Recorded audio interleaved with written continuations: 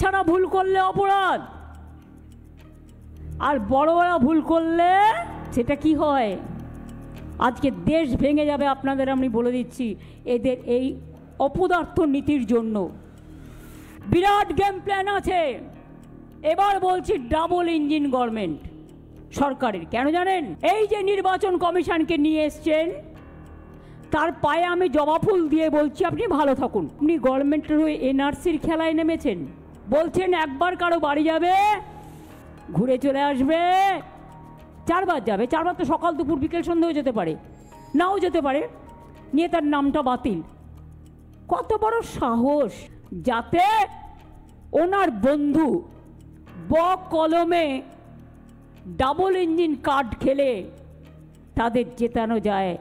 আমরা বলি শূন্য থেকে মহাশূন্যে যাবে, এ ভুল করতে যেও না। নির্বাচন কমিশনকে এনেছেন, জবাব ফুল দিয়ে বলছি ভালো থাকুন, কিন্তু কেন্দ্রের হয়ে এনআরসি করতে চাইছেন। আরে ভাই, ভোটার তালিকা সংশোধন করতে চাইছে, এখানে মমতা বন্দ্যোপাধ্যায় এনআরসি যুদ্ধ দেখছে। এনআরসিতে এত ভয় কেন মমতা বন্দ্যোপাধ্যায় আমি বুঝতে পারছি না।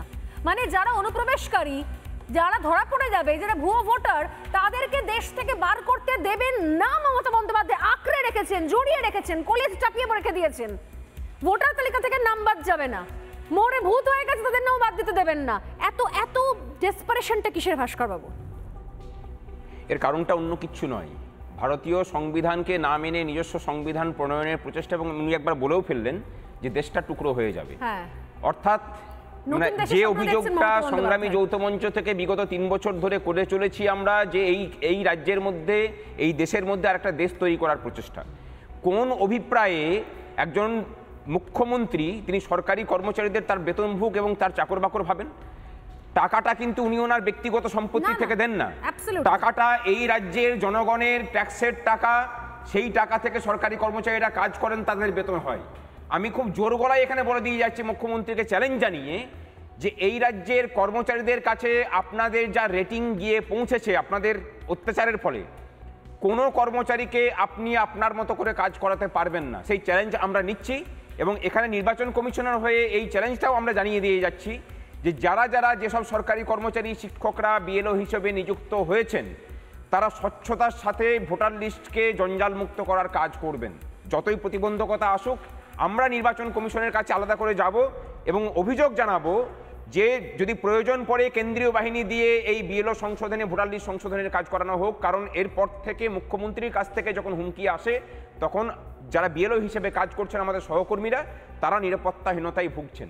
এই জায়গাটাকে অ্যাড্রেস করা প্রয়োজন। আমার মনে হয় যে নির্বাচন কমিশনার হয়তো গুরুত্ব দিয়ে দেখবে, কারণ মুখ্যমন্ত্রীর কাছ থেকে এই ধরনের হুমকি যখন আসে, তখন সেটাকে খুব লাইটলি নেওয়া উচিত নয়। এবং যে কোনো মূল্যে, আমি নিজে প্রায় 12 বছর ধরে বিএলওর কাজ করেছি, আমি খুব ভালো করে জানি। আপনার অভিজ্ঞতা কেমন বিএলওর কাজ করার সময়? দেখুন, আমার ওখানে ডিস্টার্ব করার সাহস কেউ কোনোদিন দেখাতে পারেনি, কারণ আমি যেভাবে চলাফেরা করি তাতে সেখানে সেই সাহস কারো হয় না। কিন্তু বিভিন্ন জায়গাতে এই বিএলও নিয়োগের ক্ষেত্রে আমি একটা নতুন জিনিস বলে দিয়ে যাচ্ছি, শুনুন। বিএলও নিয়োগের ক্ষেত্রে ডায়মন্ড হারবার মডেল চালু হয়েছে।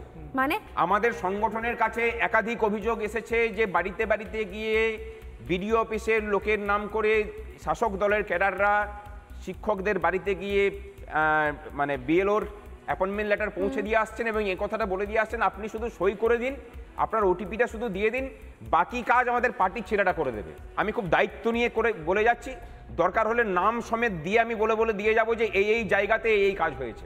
আমাদের কাছে অভিযোগ আছে। পরে সার্ভে করে বেরোলে ভাস্কর বাবু ওদেরকে জেলে থাকতে হবে। সে কথাটা আমরা তাদেরকে বলে দিয়েছি যে কোথাও যদি কাজ করতে গিয়ে অসুবিধা হয়, আমরা আলাদা হেল্পলাইন খুলে আপনাদেরকে সহযোগিতা করব।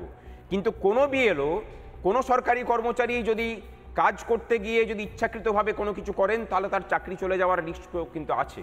সেই ক্ষেত্রে কাউকে আপনি পাশে পাবেন না। সুতরাং আপনারা নির্ভয়ে কাজ করুন।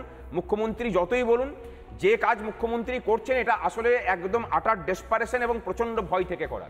মৃত ভোটারদের ভোট পড়ে, সেটা আমরা ভোট কর্মী হিসাবে যখন ভোট নিতে যাই তখন দেখি যে বিভিন্ন ধরনের আবদার আছে। দিনের শেষে এই কটা লোক আছেন, তাদের ভোটটা একটু দিয়ে দিতে দিন।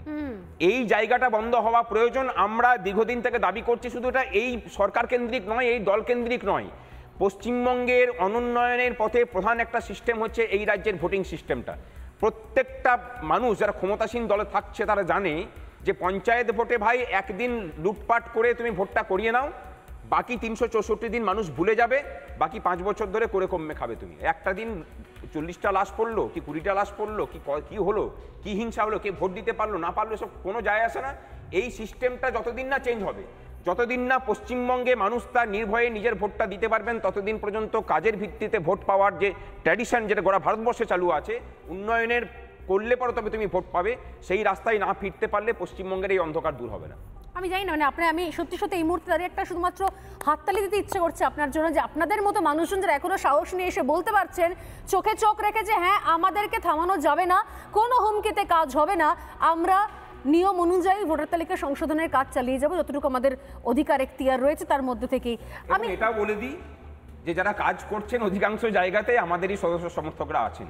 সুতরাং মুখ্যমন্ত্রী যেটা বলছেন যে আধিকারিকদের দিয়ে ধমকে চমকে কাজ করাবেন, কিছু কিছু জায়গায় যেখানে যেখানে কাজ করতে, আমি একটা খুব সিম্পল হিসেব দিয়ে দাঁড়ান, কিছু কিছু জায়গায় ধরুন এমন আছে যে 2 টিচার, একটা প্রাইমারি স্কুল 2জন শিক্ষক, 2জনকে তুলে নিয়েছে, মানে বদমাইশি করে তুলেছে। আচ্ছা, যে উত্তরপত্র আমরা তারা কাজ করতে চান না বলে পাঠাচ্ছি আমরা, সেটা দেখেই তারা চমকে যাচ্ছেন।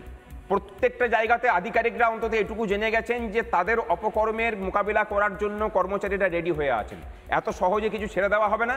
আর যে বাঙালি অস্মিতার কথা বলা হচ্ছে আজকের দিনে দাঁড়িয়ে, আজকেও মানে আমাদের আজকে নবান্ন চলো কর্মসূচি ছিল, সেখান থেকে পলায়ন করে উনি গিয়ে কর্মচারীদের হুমকি দিতে গেছেন, মানে বোলপুরে গিয়ে।